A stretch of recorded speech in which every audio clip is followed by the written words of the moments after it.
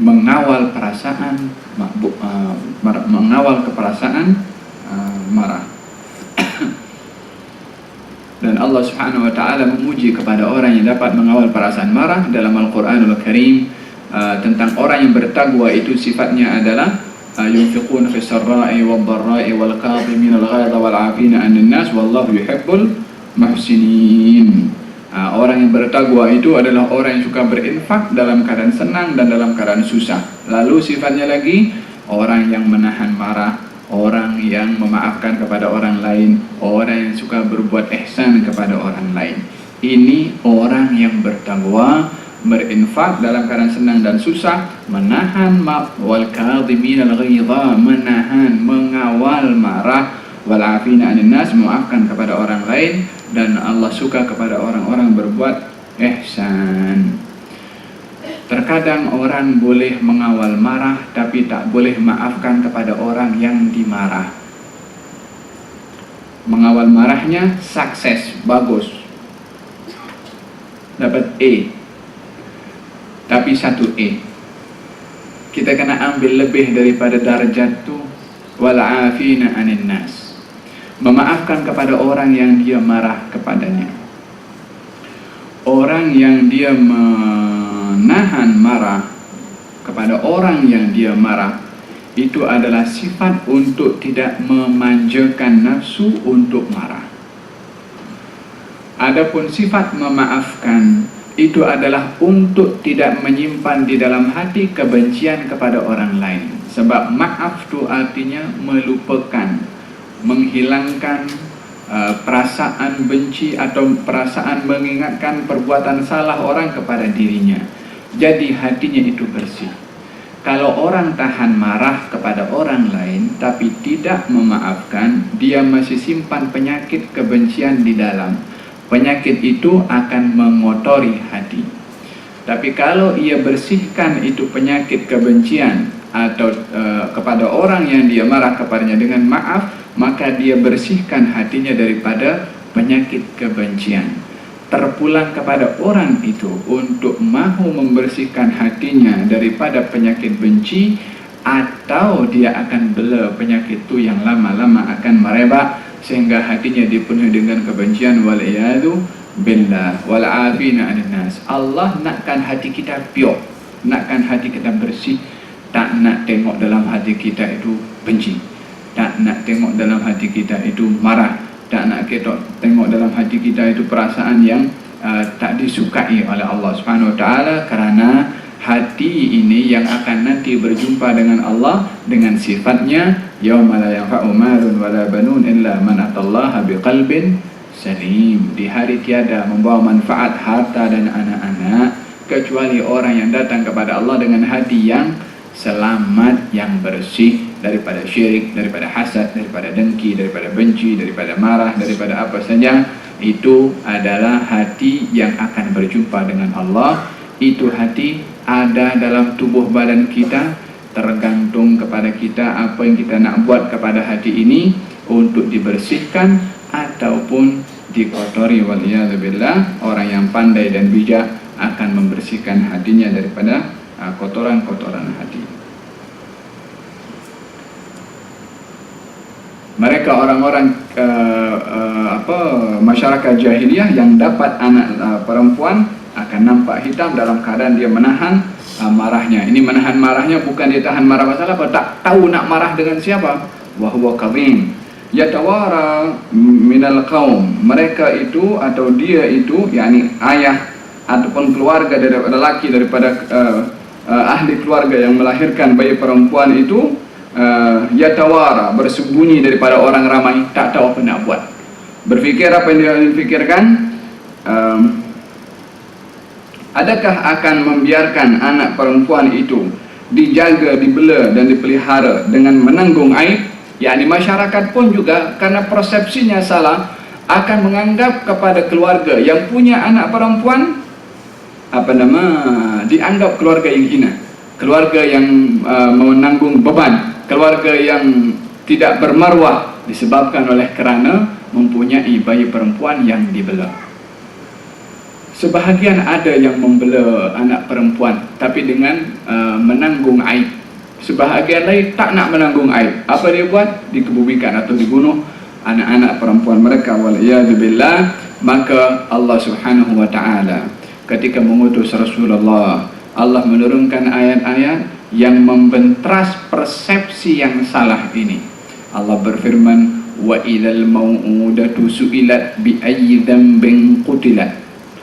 Wa idzal mau'udatu, dan bila mana bayi-bayi yang bayi-bayi yang dikuburkan hidup-hidup itu su'ilat, ditanya oleh Allah.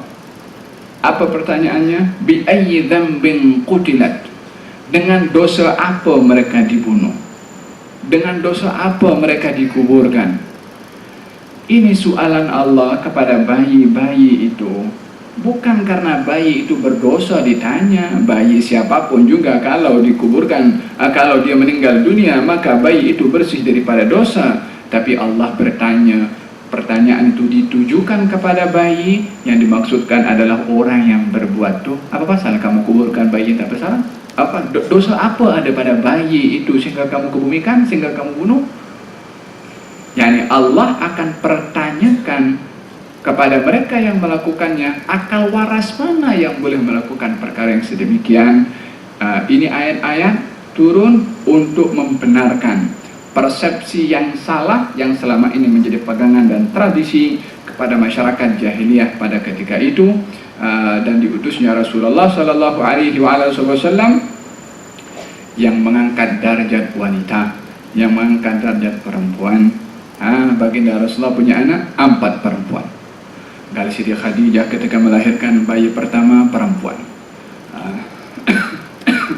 bayi kedua perempuan.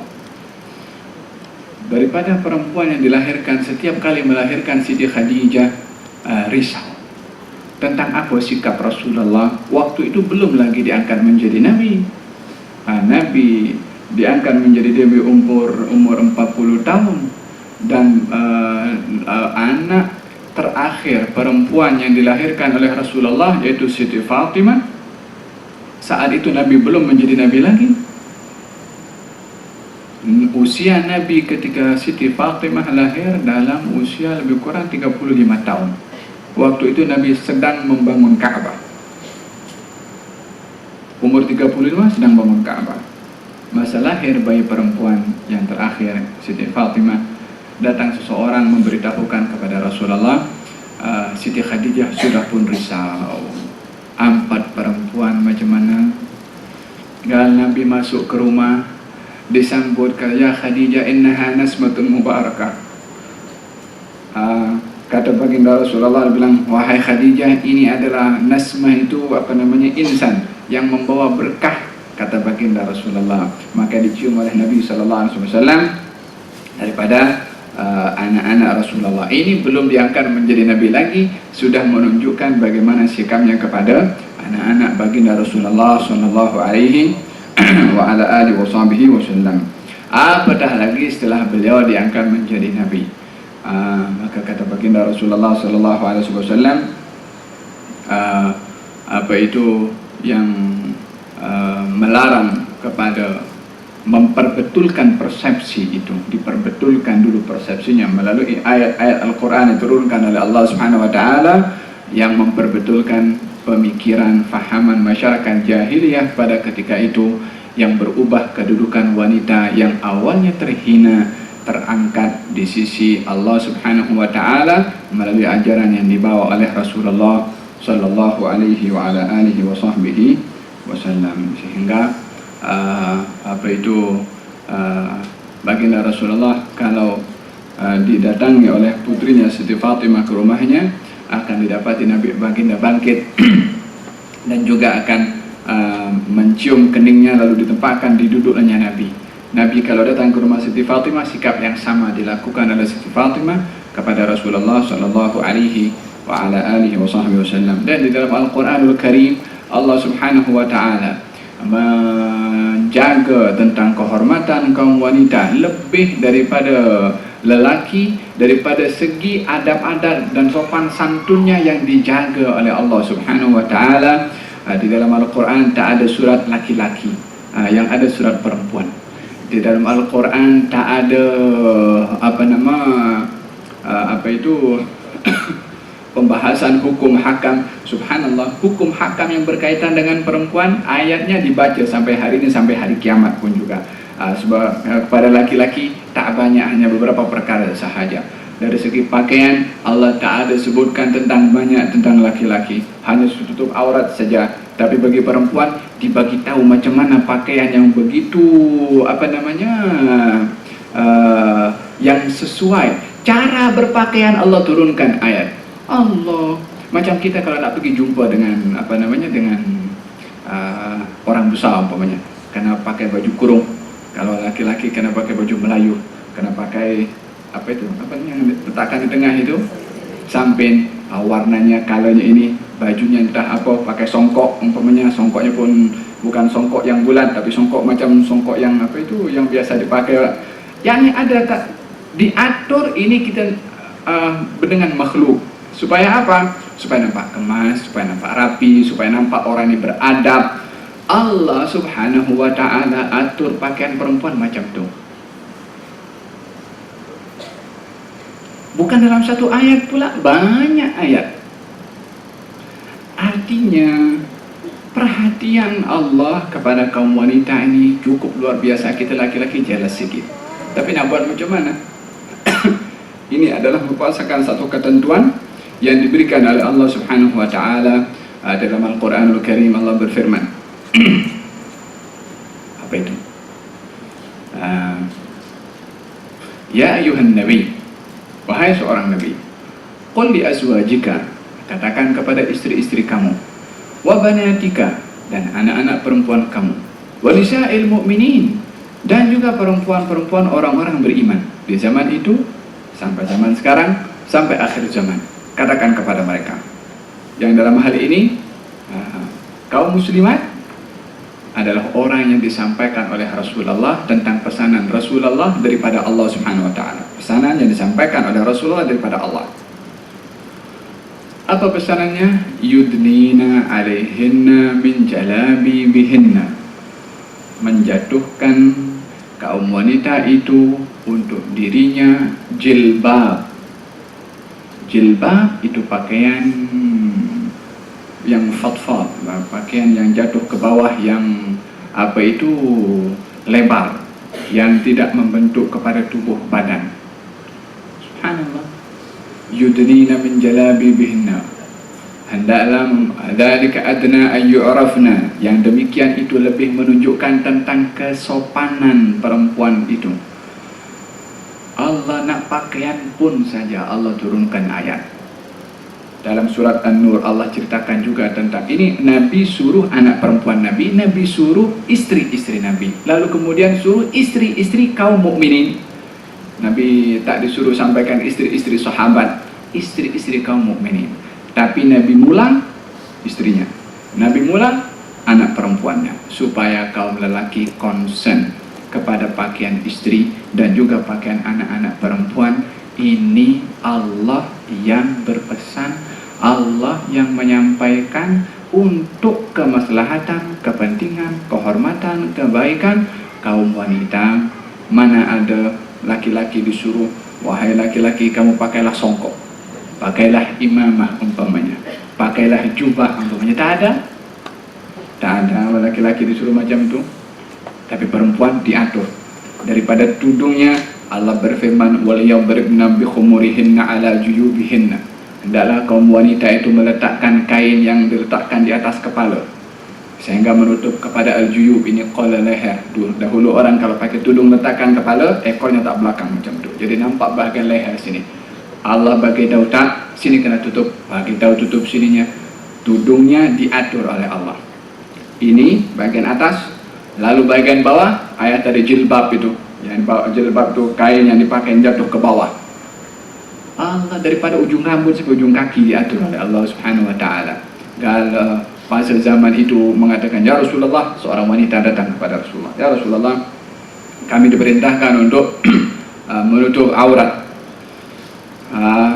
Zaman itu tak ada stocking macam zaman kita sekarang.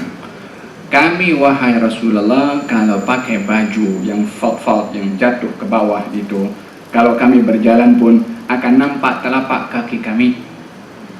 Jadi macam mana? Gal kata baginda Rasulullah, okey, boleh panjangkan sampai 1 jengkal. Yani itu kain sampai macam penyapu lah kalau nak dikatakan masa zaman itu. Kata perempuan mengatakan, ya Rasulullah, kalau 1 jengkal masih boleh nampak kami berjalan. Kata Nabi, kalau begitu satu zirat, 1 hasta, tak boleh lebih daripada itu karena akan menjadi membazir. Nabi suruh sampai 1 hasta, tujuannya tutup aurat. Itu kain yang di bawah tu boleh kena najis, boleh kena apakah semua, itu dimaafkan. Tak apa, solat dengan baju itu sampai sedemikian. Allah dan Rasulullah SAW melindungi, menjaga, memelihara. Ini perempuan macam intan permata, dijaga oleh Allah Subhanahu wa taala dari pakaiannya, penjagaannya dan lain sebagainya, sehingga kata baginda Rasulullah SAW boleh sampai lebih 1 hasta. Tujuannya adalah untuk tidak mendedahkan atau terdedah auratnya, karena perkara itu adalah perkara yang dijaga dan dilindungi oleh syariat yang dibawa oleh Nabi Muhammad SAW. Sekarang ada stocking, ada apa ya, nak sampai ke bawah terpijak orang lain pun kita boleh jatuh, mungkin agak susah. Stocking ada, naik basikal ke, naik motosikal ke, guna stocking supaya apa yang menjadi perkara yang mesti ditutup hendaklah juga ditutup. Ini adalah orang yang menghargai tatanan cara Allah menjaga kehormatan kaum wanita. Ini sampai sedemikian Allah Subhanahu wa taala menyatakan di dalam Al-Quranul Karim. Dalam berhias pun Allah Subhanahu wa taala pun bagi tahu juga. Subhanallah, pakaiannya diatur, tudungnya diatur, kakinya pun diatur macam mana. Kemudian orang nak berhias pun tak apa. Tapi kata Allah Subhanahu wa taala beritahu, wala yubdina zinatahunna illa ma dhahara minha. Dan kaum wanita itu hendaklah tidak menampakkan perhiasannya kecuali apa yang memang sudah sedia ada nampak. Perhiasannya pun diatur oleh Allah. Yani nak berhias, Allah beritahu wala yubdina zinatahunna. Hal-hal yang sifatnya perhiasan jangan kamu tampakkan. Bukan perhiasan yang dimaksudkan itu anting ataupun kalung umpamanya, ataupun gelang. Bukan tak boleh nak tunjuk gelang tu, bukan mesti tak boleh tunjuk anting tu. Tempat nak meletakkan perhiasan, telinga tak boleh nampak, pergelangan tangan tak boleh nampak. Kalau orang pakai gelang di kaki pun juga tak boleh nampak. Ataupun kalung ini, kalau orang pakai tutup semua tudung, kalungnya di luar, tak apa. Karena yang dimaksudkan pada hakikatnya itu adalah tempat nak meletakkan perhiasan. Walaupun lebih baik kalau perhiasan itu juga pun disimpan di dalam untuk tidak macam show lah. Tengok aku punya perhiasan. Wala yubdina zinatahunna. Apa saja yang bersifat perhiasan yang boleh dinampak di luar sana, Allah bagi tahu wala yubdina zinatahunna. Jangan wahai kamu perempuan menampakkan perhiasan-perhiasan kamu, baik tempat untuk meletakkan perhiasan atau perkara-perkara yang sifatnya hiasan. Maka dalam hal ini kaidahnya tidak dinampakkan kecuali kepada orang yang dihalalkan berhias secantik mungkin. Itu akan diganjar oleh Allah Subhanahu wa taala. Demikian Allah menjaga tentang perempuan. Tudungnya dijaga, bajunya dijaga, perhiasannya dijaga. Laki-laki tak ada kalau dikatakan, kamu kalau pakai cincin dalam Al-Quran tak ada. Tak ada disuruh pakai apa, tak ada pun. Hanya diperintahkan untuk menutup aurat.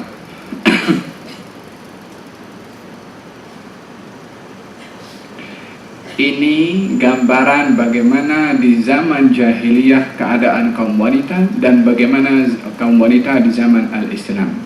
Yang di zaman kita sekarang kaum wanita mulai kembali ke zaman jahiliyah yang moden. Bukan jahiliyah dulu, jahiliyah yang moden. Macam mana jahiliyah yang moden? kembali kepada persepsi tadi itulah, kita sekarang mesti mesti maju. Kita sekarang ini hal ehwal agama itu adalah hal pribadi. Tak boleh kita nak campurkan dengan hal masalah kehidupan dalam masyarakat. Macam-macam sekarang lah zaman kita sekarang. Ini tazyinu syaitan, hiasan daripada tipu muslihat syaitan yang mengganggu akal fikiran manusia.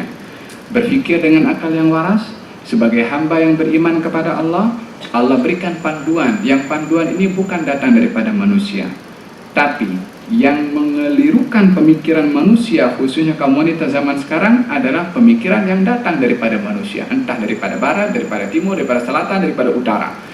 Ini panduan yang Allah tentukan untuk kita, khususnya untuk kaum wanita, adalah bukan perkataan Rasulullah. Kalaupun itu perkataan Rasulullah pun, itu adalah wahyu. Ini perkataan Allah, firman Allah subhanahu wa ta'ala, وَمَنْ أَصْدَقُ مِنَ اللَّهِ حَدِيثًا. Siapakah yang lebih benar perkataannya daripada Allah subhanahu wa ta'ala? Berdasarkan tuntutan iman kita kepada Allah, akan terpandu kita punya pergerakan dan sikap sesuai dengan panduan Al-Quran Al-Karim. La ilaha illallah. Lilladzina la yu'minuna bil akhirati mathalu as-sawu wa lillahi al-mathalu al-a'la wa huwa al-azizul hakim. Ayat yang ke-60, orang yang tidak beriman kepada kehidupan akhirat mempunyai sifat yang buruk. Sifat yang buruk dimaksudkan adalah menisbahkan kepada Allah perkara-perkara yang buruk, meyakini tentang Allah perkara-perkara yang tidak betul, seperti meyakini Allah punya anak perempuan, meyakini anak perempuan milik Allah, meyakini malaikat itu jantinanya perempuan dimiliki oleh Allah, meyakini Allah punya anak. Dan ini adalah satu akidah, keyakinan yang menjadi keimanan kepada orang-orang jahiliyah pada ketika itu, menisbahkan kepada Allah sesuatu yang tidak layak bagi Allah subhanahu wa ta'ala. Seperti mana perkara-perkara yang disebutkan tadi, mendapatkan rezeki dari Allah digunakan untuk selain Allah. Bila mana ingin menyembelih hayawan, disembelihnya untuk berhala. Yang bagi, yang cipta itu hayawan Allah, yang bagi nikmat hayawan itu Allah, yang bagi rezeki untuk membeli pada hayawan itu Allah subhanahu wa ta'ala. Tapi digunakannya adalah untuk selain daripada Allah subhanahu wa ta'ala. Allah berfirman, orang yang tidak beriman kepada kehidupan akhirat mempunyai sifat yang buruk, yakni menisbahkan kepada Allah sifat-sifat yang batil. Dan Allah mempunyai sifat yang maha tinggi. Artinya tak boleh dilakukan ibadah itu bersama dengan Allah sesiapapun juga. Tak boleh menyekutukan Allah dalam ibadah, tak boleh menisbahkan dengan Allah sesuatu yang tidak layak bagi Allah subhanahu wa ta'ala. Dan dialah maha perkasa lagi maha bijaksana, maha perkasa dalam kuasaannya, bijaksana dalam ketentuan hukum hakamnya, yang kalau seseorang itu ditentukan akan hukum hakam tertentu dari Allah subhanahu wa ta'ala, maka manusia wajib untuk menerima dan mencari hikmah di sebalik ketentuan Allah. Oleh kerana Allah itu bijaksana, ketentuannya, hukumnya, perbuatannya, tindakannya penuh juga dengan rahasia. Orang nakkan bayi laki-laki, dapat bayi perempuan. Orang nakkan bayi perempuan, dapat laki-laki. Ketahuilah, kalau Allah maha bijaksana ketika memberi itu, jangan kita pun nak protes pula kepada Allah subhanahu wa ta'ala, yang bagi kepada kita itu rezeki, yang maha mengetahui tentang perjalanan rezeki itu di hadapan sana. Kita tak tahu. Faham dong, macam orang pepatah Melayu mengatakan, orang tua dah makan garam dulu. Dia bagi tahu kepada yang belum makan garam, aku dah pengalaman, jangan ikut macam aku buat dulu, nanti kamu menyesal macam aku. Yang sudah berpengalaman, dah tahu, akan memberikan kepada yang tidak tahu supaya mengetahui apa perkara yang sudah diketahui oleh orang yang berpengalaman. Ini baru manusia. Allah tahu selok belok segala perkara. Siti Maryam atau ibu kepada Siti Maryam, Hina, nakkan bayi laki-laki, Allah bagi bayi perempuan. Apa yang berlaku dengan sifat ridha seorang ibu itu ketika mendapatkan bayi perempuan yang awalnya nakkan laki-laki, menjadi seorang yang di dalam Al-Quran dikisahkan, disebutkan berkali-kali namanya. Bahkan ada surat yang dinamakan dengan surat Siti Maryam. Surat Maryam dipuji oleh Allah. Lahir daripada Siti Maryam seorang Nabi dan Rasul, Nabi Isa AS. Itu hasil daripada sifat ridha seorang ibu ketika mendapatkan rezeki daripada Allah Subhanahu wa Ta'ala dengan memahami rahasia yang tersimpan. Orang nakkan laki-laki, dalam Al-Quran Allah Subhanahu wa Ta'ala kisahkan pun keluarga punya anak laki-laki. Sedang bermain, anak laki-laki itu dihampiri oleh Khidir, dibunuh oleh Khidir. Apa pula dibunuh? Dua bayi masih bawa kanak-kanak masih kecil lagi dibunuh oleh Khidir. Dia beritahu ini anak kalau besar nanti akan menjadi sebab kekufuran kepada orang tuanya. Orang tuanya hari ini seronok anak laki-laki, oh Masya Allah. Tapi tak tahu di hadapan apa yang akan berlaku. Allah beritahu, hantarkan Khidir dengan Nabi Musa. Khidir nampak itu budak, ambil, dibunuh. Orang tuanya sedih. Tapi Allah beritahu kenapa Khidir membunuh kepada budak itu. Ini budak kalau dewasa akan menjadi sebab kekufuran. Natijah kegembiraan, hasil kegembiraan keluarga yang mendapatkan anak laki-laki saat itu akan menjadi satu malapetaka, akan menjadi satu sebab hukuman uqubah dari Allah di masa akan datang. Siapa yang tahu? Allah Subhanahu wa Ta'ala. Allah hantarkan Khidir nak menyelamatkan ibu bapa itu dengan anaknya sekali. Dan seseorang yang tidak mengetahui rahasia ketentuan Allah, Allah maha bijaksana dalam segala ketentuannya. Wa huwal azizul hakim, dan Allah maha perkasa lagi maha bijaksana. Walau yu'akhidullahu an-nasa bi dhulmihim ma taraka 'alaiha min dabbatin walakin yu'akhiruhum ila ajalin musamma. Fa idza jaa ajaluhum la yastakhiruna sa'atan wa la yastaqdimun.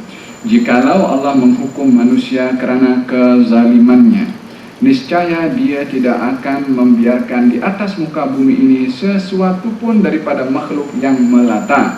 Tetapi Allah menangguhkan mereka sampai kepada waktu yang ditentukan.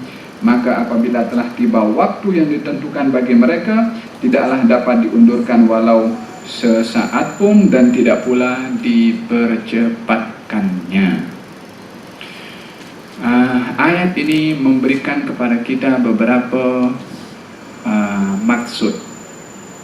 Yang pertama, kezaliman, kemaksiatan, kemungkaran boleh menjadi sebab turunnya azab dari Allah.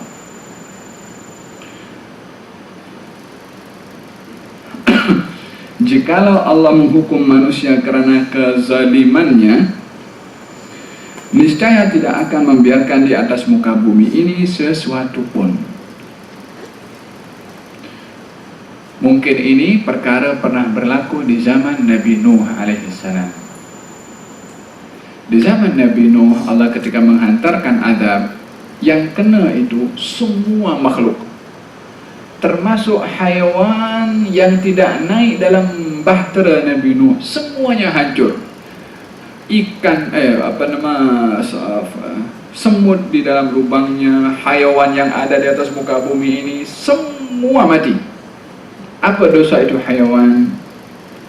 Tak ada dosanya. Tapi bala itu bila mana turun oleh kerana perbuatan kaum Nabi Nuh yang ingkar, bala itu bila mana turun kena kepada semua. Itu bala, kata baginda Rasulullah, bala bala kalau turun kena kepada semua.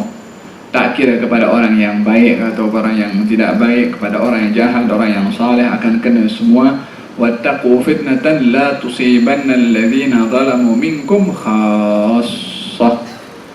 Hati-hatilah kamu, takutlah kamu, kata Allah. Allah bercakap demikian, Allah berfirman demikian untuk mengingatkan kepada kita kalau azab yang akan didatangkan oleh Allah Subhanahu wa Ta'ala, kalau Allah kehendaki untuk diturunkan, akan kena kepada semua. Wattaqu fitnatan, takutlah kamu akan satu fitnah, dugaan, bala, bencana. La tusibanna, yang bala itu bila mana datang tidak akan kena sahaja kepada alladzina zalamu minkum khassah, yang tak kena kepada yang zalim saja. Artinya akan kena kepada yang tidak zalim juga, yang salat juga, yang ibadah juga. Tapi bukan orang yang beribadah bila mana terkena bala itu hukuman dari Allah kepada mereka. Tidak. Masing-masing akan dibangkitkan oleh Allah, akan dipersoal sesuai dengan amalannya. Karena orang yang terkena bala kemudian meninggal dunia, tak kena bala pun juga tetap akan meninggal dunia juga, hanya sebab yang berbeza. Oleh karena demikian, Siti Aisyah bertanya kepada Rasulullah ketika Nabi bercerita tentang masalah bala yang diturunkan oleh Allah. Kata Siti Aisyah bertanya, anuhlaku wa fina salihun. Wahai Rasulullah, adakah kami akan terkena bala bencana juga, sementara tengah-tengah kami masih ada orang yang soleh, orang beribadah, orang yang berzikir kepada Allah Subhanahu wa taala. Nabi bersabda, idza kathural khabath, kalau keburukan, kejahatan, kemungkaran, kebatilan lebih mewarnai berbandingkan ketaatan, kalau kemungkaran lebih merajalela berbandingkan kebaikan, maka bala boleh turun dan kena kepada semua. Tapi masing-masing akan dibangkitkan nanti sesuai dengan amalnya, sebagaimana dalam hadis Nabi SAW. Rasulullah bersabda dalam hadis, apa hadisnya itu?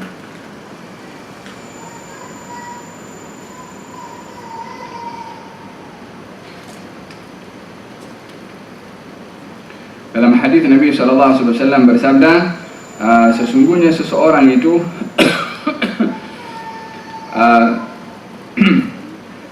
Allah bila mana berkehendak untuk mengadab akan satu kaum, akan dikenakan adab itu kepada mereka, dan masing-masing akan dibangkitkan nanti sesuai dengan niatnya. Walaupun yang terkena bala itu orang-orang yang baik, tapi akan dibangkitkan oleh Allah. Kalau orang itu baik, maka tetap akan diganjar dengan kebaikan. Tapi bala kalau turun akan kena kepada kesemuanya. Zaman kita sekarang, kemungkaran lebih mewarnai daripada kebaikan, kejahatan lebih nampak daripada ketaatan, kebatilan lebih dinampak daripada kebaikan, dan daripada banyak hal. Kita punya zaman sekarang secara amnya di timur dan di barat lebih dinampak kejahatan ataupun kemaksiatan berbandingkan kepada ketaatan. Oleh sebab itu, jadikanlah segelintir daripada orang-orang yang multazim, yang istiqamah dalam ibadah kepada Allah untuk